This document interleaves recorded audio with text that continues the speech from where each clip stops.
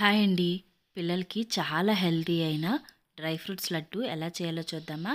దానికోసం ముందుగా ఒక ప్యాన్ పెట్టుకొని దానిలో వేరుశనగ గుళ్ళు తీసుకొని అవి బాగా దోరగా వేయించేసుకోవాలి. ఆ తర్వాత ఒక కప్పు బెల్లం తీసుకొని ఆ బెల్లంని చక్కగా పొడి చేసి పక్కన పెట్టుకోవాలి. అలాగే అదే ప్యాన్లోకి మనం కొన్ని బ్లాక్ సీడ్స్ తీసుకొని అవి బాగా వేగించుకొని పక్కన పెట్టుకొని చల్లారపెట్టుకోవాలి. అన్నీ కూడా చాలా దోరగా వేగేలాగా చూసుకోవాలి. దానిలోనే కొంచెం బాదం పలుకులు కూడా తీసుకొని అవి కూడా దోరగా చక్కగా ఒక 2-3 మినిట్స్ మనం వేయించి పక్కన పెట్టేసుకోవాలి.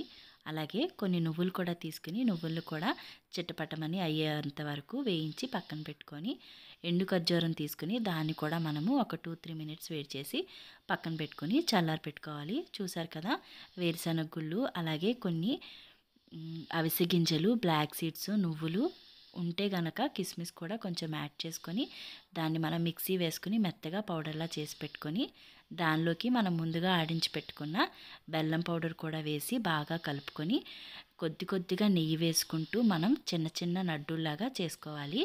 నెయ్యి మనం లడ్డూలు చేసేటప్పుడు సరిపోయేంత వేసుకొని చిన్న లడ్డూలు చుట్టుకుంటే చాలా హెల్తీ అయిన డ్రై ఫ్రూట్స్ లడ్డు రెడీ.